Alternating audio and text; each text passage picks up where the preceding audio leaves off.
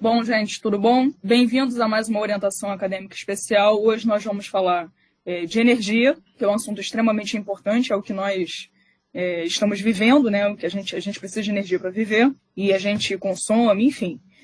Então nós vamos trazer essa discussão hoje. Eu sou a mediadora Bruna, de matemática. Estamos aí com o Dimitri, de geografia. O Bruno, de química, e a Suelen, de física, aí com a carinha do Einstein. Bom, gente, o que eu tenho para falar de energia? Um breve relato histórico, tá? Que a energia ela foi impulsionada pelas revoluções industriais. Na primeira revolução industrial, fez-se a exploração do carvão mineral, que é um combustível fóssil, né? E ele é considerado uma fonte não renovável de energia. Já na segunda revolução industrial, explorou-se muito o petróleo, né? E se explora o petróleo em grande escala hoje em dia, principalmente devido aos seus derivados, porque a gente não usa só o petróleo como energia, como combustível, a gente usa o petróleo para fazer tudo. Uma caneta tem a influência do petróleo, ele é um derivado do petróleo. Então, o petróleo é extremamente importante. Ele surgiu daí e foi aplicado em outras áreas do mundo, né? Para a gente poder usufruir dele. Uma outra coisa que eu também gostaria de ressaltar é o seguinte: desde o momento em que a gente usou a energia, de lá para cá, a gente quis aprimorar, desenvolver e expandir o uso dessa energia. E para isso, para que esse desenvolvimento da exploração da energia ficasse cada vez maior e melhor, buscou-se novas fontes de energia, que são as fontes de energia renováveis. Tá? Então, buscou-se captar energia por outros meios, e não somente pelos combustíveis fósseis e exploração de minerais. Bem, esses outros meios, né, eles são considerados fontes de energia limpa. E são renováveis, por quê? Não é que o não renovável não se renove. As fontes de energia não renováveis, elas se renovam, mas não num ciclo, não num tempo muito curto, né, onde a gente possa aproveitar dele estando na mesma vida. Então, caso o petróleo acabe, ele vai ser renovado, porém, com certeza eu não vou estar viva, nem eu, nem vocês, nem as nossas próximas gerações, para conseguir obter o petróleo novamente. A gente vai demorar um espaço muito grande de tempo. Então, por isso que a gente considera como fonte de energia não renovável. Então, por exemplo, fonte eólica, fonte solar, são energias renováveis porque a gente consegue obter com mais facilidade. É um ciclo, a gente consegue... Se esgotou, né, por algum motivo, e a gente consegue, naturalmente, obter isso novamente da natureza. Uma outra coisa que eu gostaria de destacar é o seguinte: em relação à fonte ser limpa, não quer dizer que ela não gera impacto nenhum. Não existe fonte de energia ideal. Todas as fontes elas vão gerar um impacto ambiental ou um impacto social. Elas vão gerar um prejuízo social também, por diversas questões. A gente vai colocar aqui no link desse vídeo uma tabelinha, né, comparando as fontes de energia, quais são os benefícios e malefícios delas. Então, em função de não haver fonte de energia ideal, a gente pode pensar o seguinte: tanto no Brasil quanto no mundo, existe uma diversidade de produção de energia. Então, aqui no Brasil, a nossa principal produção de energia é a energia hidrelétrica, né, e que é considerada uma fonte renovável de energia. Já no mundo, eles usam energia não renovável. Eles exploram muito carvão mineral, exploram muito petróleo e fazem muito mais uso dessas energias comparado aqui ao Brasil. E a essa diversidade em relação às fontes de energia que nós temos, é o que nós chamamos de matriz energética. Então, também no link da sua descrição, a gente vai colocar um documento, né, comparando a matriz energética do Brasil e as matrizes energéticas do mundo. E vocês vão ver essa diferença. Então, nós temos esse benefício, né? Nós estamos numa condição assim, um pouco mais favorável, nesse sentido de produzir a nossa maior energia usando um recurso renovável. Uma coisa interessante que você tinha falado, Bruna, da questão da Revolução Industrial, só queria retomar mesmo, que foi lá na primeira Revolução Industrial que a gente começou a estudar mais essa questão da energia. E puxando um pouquinho a sardinha para o meu lado, da química e também da física aqui com a Suelen, toda aquela questão de PV igual a nRT, estudo dos gases, foi desenvolvida na primeira Revolução Industrial. Por quê? Assim como você disse que tem uma busca por energias mais limpas, por energias renováveis, havia também uma busca, e ainda há, por equipamentos e fontes de energia, vamos dizer assim, aplicação dessa energia mais eficiente. Muitas vezes a gente estuda isso na escola, a questão da máquina de Carnot, que seria a máquina mais eficiente. Essa máquina mais eficiente, ela não é 100%. Não existe essa questão de energia, vamos botar assim, livre. Você não consegue pegar uma energia e transformar ela 100% para aquele trabalho que a gente quer realizar. E isso entra muito naquela questão do conceito da entropia, que eu gosto muito, que é o conceito da dispersão de energia. Quando a gente estuda isso lá em física e também em química, a entropia é essa medida de dispersão da energia. Uma coisa que a gente não pode fugir é que a entropia ela sempre aumenta. Ou seja, essa energia ela está sempre sendo dispersada. E só concluindo mesmo aquilo que você tinha falado, Bruno, dessa busca por energias renováveis, há também essa busca por uma energia mais eficiente. E é aquilo mesmo que você falou. Não existe essa energia ideal. A gente vai ter sempre perda de energia, seja lá por conta de atrito nas máquinas, enfim. Vai ter sempre uma poluição, porque quando a gente tira a energia de um lugar e passa pelo outro, a gente gera esse resíduo.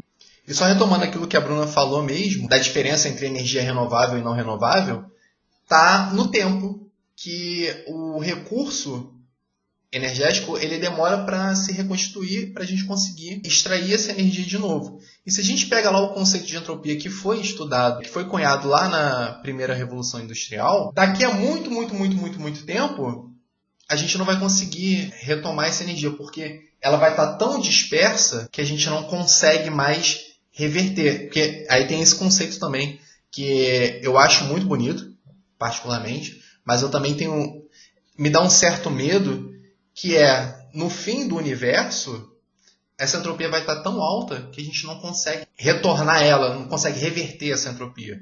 E não só lá no fim do universo. A grande barreira que a gente tem com relação a essas máquinas de energia é que essa entropia está sempre aumentando. E a gente não consegue reverter ela. Então, dentro dessa lógica de uma energia mais limpa, uma energia mais eficiente, uma energia mais eficaz, a gente tem que colocar na conta a entropia, porque é uma coisa que a gente não consegue segurar. A gente não tem tecnologia para isso, e eu não sei nem se a gente consegue ter tecnologia no futuro para conseguir reverter essa entropia, porque, pelo que a gente sabe até hoje, ela é uma lei fundamental da natureza. E destrinchando mais sobre esse assunto que o Bruno acabou de abordar, né, sobre eficiência de equipamentos, vale relembrar que a energia é utilizada para a realização de trabalhos, né, realização de tarefas. Então, o que acontece, né? Lembrando lá da física, né? A eficiência de equipamento é a razão, né, de divisão sobre o trabalho útil sobre a energia total que entra no equipamento, né?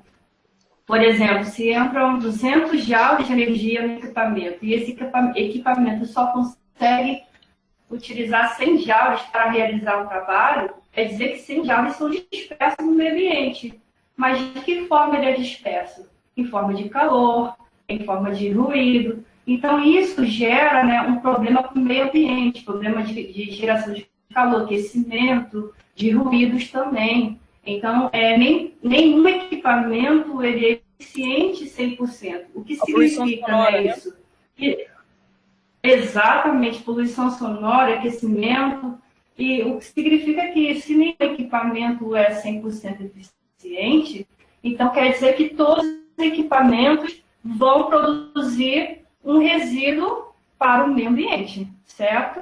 Então, se ele não é eficiente, é necessário produzir, né, gastar, né, se utilizar de recursos para produzir, para que consiga certa eficiência. E aí, passando para o outro lado, se esse equipamento fosse 100% eficiente, você poderia ter um gasto menor de recursos. Você poderia aproveitar um recurso, né, o mesmo recurso que você utilizou para um equipamento que tem uma eficiência menor, você poderia pegar essa mesma quantidade de recursos e produzir muito mais trabalho com essa máquina que seria mais eficiente. Então, tem essa problemática também, essa questão de recursos, de energia, né, que é essa questão da energia para produzir trabalho, da eficiência, né, dos materiais, dos equipamentos. E nessa questão da busca por uma máquina mais eficiente e numa busca de um recurso mais renovável também, a gente entra na questão, por exemplo, das baterias. Hoje a gente tem muito essa discussão da poluição que os combustíveis fósseis produzem. Então, há uma pesquisa, há um desenvolvimento tecnológico voltado, aliás, para o desenvolvimento de baterias mais eficientes, mais seguras, na tentativa de substituir esses combustíveis fósseis, esses recursos energéticos mais poluentes. E a bateria que a gente usa, que é a mais usada, a bateria de lítio, ela é uma boa alternativa, porque a bateria em si, ela quase não polui enquanto ela está sendo utilizada. Só que entram outras questões. Por exemplo, para você usar uma bateria num carro, para a gente ter um carro elétrico, por exemplo, ele precisa ser recarregado. Assim como a gente coloca gasolina num carro convencional, a gente precisa colocar energia elétrica nesse carro para recarregar a bateria, igual a gente faz com o nosso celular, quando a gente coloca ele na tomada. Mas tem um problema. Alguns países têm como principal fonte de energia combustíveis não renováveis, como por exemplo carvão. Então o carro elétrico está lá bonitinho, ele não está poluindo como um carro a gasolina, mas quando ele vai para o posto para recarregar ou mesmo dentro de casa, ele está usando um recurso não renovável, um recurso que polui o meio ambiente. Então, ali na fachada está tudo muito bonito, mas por trás tem todo um problema de poluição que a gente muitas vezes não enxerga. Sem contar na questão da mineração, porque esse lítio ele tem que vir de algum lugar. E o lítio, no caso, ele vem da terra.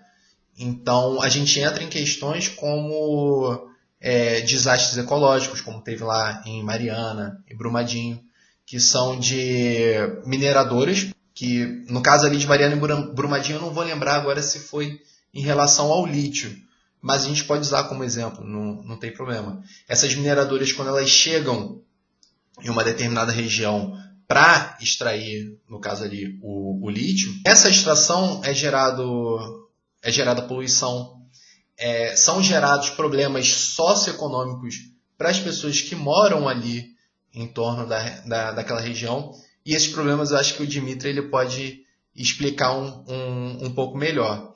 Mas é só para a gente ver que, assim como a Bruna, eu acho que falou, não tem uma fonte de energia 100% limpa. Existem fontes de energias mais ou menos ideais. Tá? Então, pode falar aí agora, Dimitri.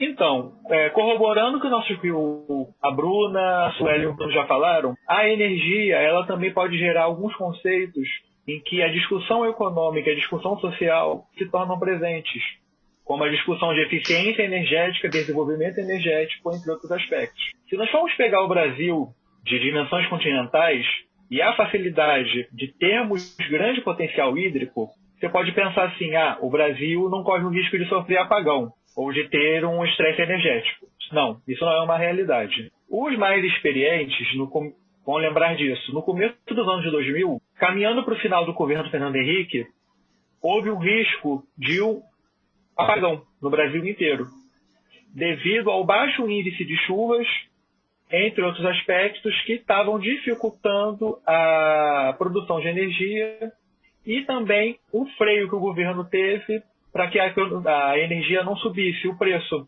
Porque quando você usa de termoelétrica, por ser uma energia não renovável, o custo dela é muito alto.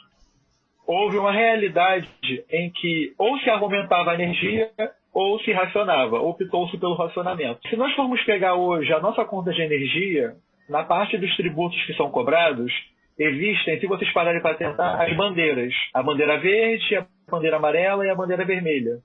Conforme estiver maior o nosso consumo, nós pagamos mais impostos. E também a questão da distribuição, se está tendo que usar termoelétrica ou não, entre outros aspectos.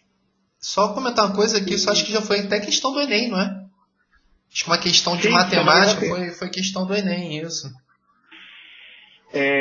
Sem contar também outras medidas econômicas que foram pensadas, agora não é uma realidade. Mas até pouco tempo nós convivíamos com o horário de verão. Porque se existiam estudos, se existiam dados que afirmavam que em certos horários, durante o período do verão, a energia aumentava e poderia gerar um risco de um colapso e o país inteiro sofrer apagão. Então se implementava o horário de verão em que 1 hora do nosso horário era adiantado para que houvesse um freio nisso.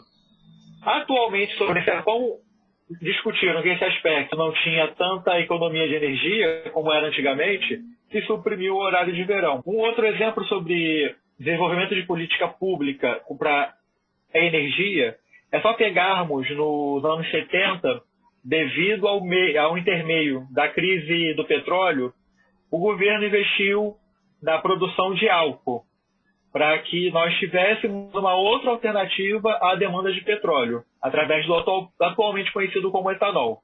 Até pouco tempo atrás nós íamos ter posto de combustível e podíamos abastecer o carro tanto com gasolina ou com álcool. Agora é chamado de etanol. E mais recentemente se tornou uma realidade o uso de gás natural veicular, em que também há uma política pública para que carros que tenham os botijões de gás eles tenham menos cobrança de imposto sobre veículos do que os carros que usam derivados de petróleo ou etanol, usam gasolina ou etanol. E isso vai muito numa discussão que o Brasil começa, mas não consegue ter uma conclusão, de políticas públicas para fomento da matriz de renováveis. Por exemplo, se nós pegarmos a matriz eólica ou a matriz solar, elas esbarram no alto custo de implementação. A construção dos parques eólicos, a instalação e construção das placas solares é muito cara.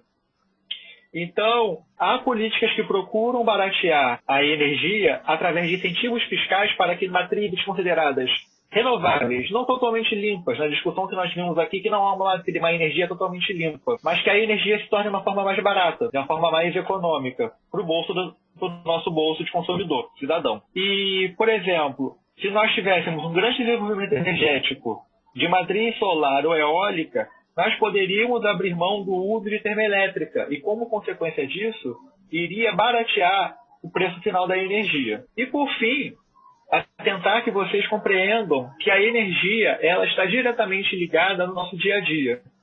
O valor da energia, tanto elétrica ou como combustível, impacta na nossa rotina. Por exemplo, a passagem dos transportes públicos, principalmente de matriz rodoviária, sofre influência de acordo com o aumento ou a queda do preço do petróleo. Ou, se vamos pegar, por exemplo, de Rio de Janeiro, um argumento que todo ano a companhia que opera ou os metrôs ou serviços de trem dizem que deve se elevar a tarifa de acordo com o alto custo de energia elétrica que é usado nesses modais de transporte. E aí também vai entrar numa outra discussão econômica sobre energia, que atualmente se discute sobre a privatização das linhas de transmissão e da geração de energia, onde hoje em dia a privatização está restrita à distribuição para nossas casas.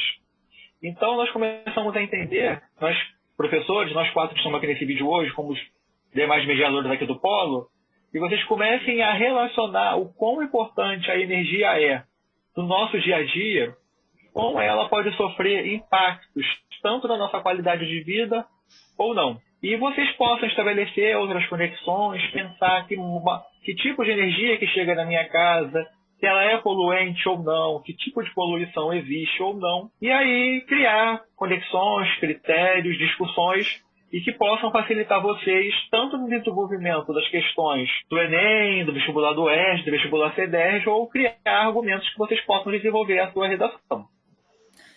Bom, gente, isso que o Dimitri falou é extremamente importante, é muito relevante a gente criar base, a gente criar argumentos para conseguir construir uma boa redação, se desenvolver intelectualmente, isso é importante. Então, isso daqui é só um pedacinho, né, desse assunto que ele é tão extenso, tão mundial, que vocês podem pesquisar mais, com um pouco mais de detalhes, e qualquer dúvida vocês podem vir procurar a gente, fazer perguntas, e a gente vai tentar ajudá-los sempre que possível.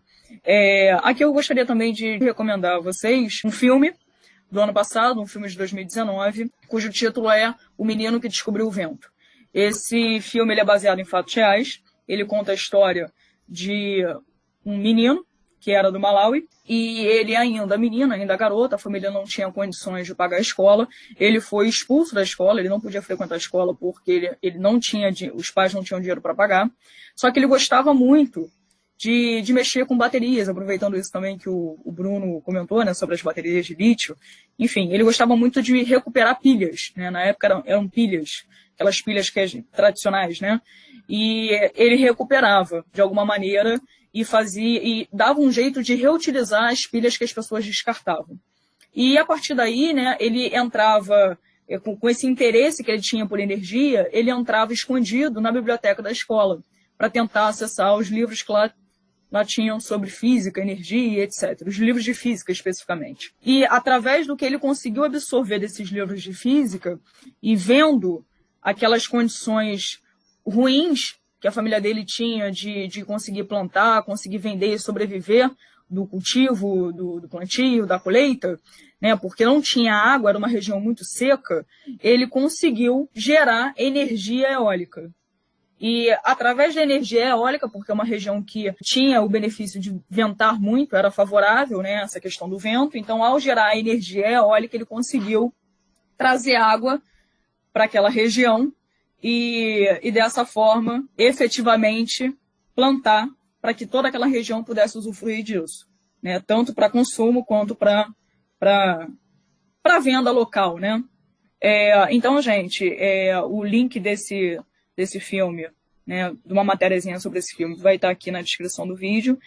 Seria interessante vocês pesquisarem, porque trata dessa questão da importância do estudo, da valorização do estudo, uma luta pessoal, né, contra aquele sistema, né, tudo aquilo que eles vivem na região. E é isso. Espero que vocês tenham gostado. Só queria comentar uma coisinha. Sim, que a gente acabou falando muito da questão da energia e matriz energética, recurso energético, muito do meio externo, de como as máquinas podem nos ajudar, qual é o melhor combustível para colocar no carro, enfim. Tudo isso, claro, tem um ganho, um benefício para a nossa condição de vida. Mas a gente não pode deixar de lembrar que nós, enquanto seres humanos, enquanto seres vivos, precisamos da energia para o nosso corpo funcionar mesmo. Foi até o que a gente estava discutindo aqui antes dessa gravação, da questão de nós sermos máquinas biológicas. E assim como... A Bruna adorou esse termo. Mas assim como máquinas, vamos botar assim, físicas, mecânicas, nós precisamos dessas fontes de energia para realizar trabalho, como a Suelen bem comentou.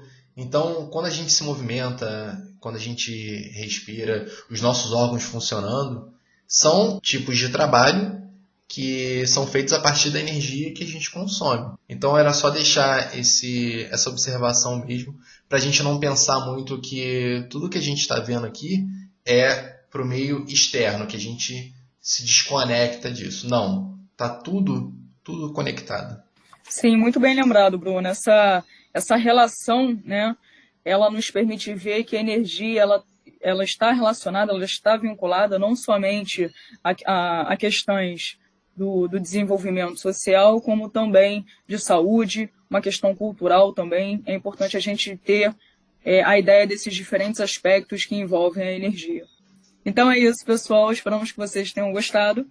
E qualquer dúvida, procure a gente para a gente discutir um pouco mais sobre esse assunto. Tá bom?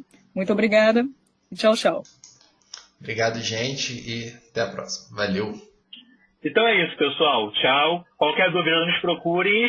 Nós, professores, esperamos que vocês tenham aproveitado bastante as orientações acadêmicas especiais.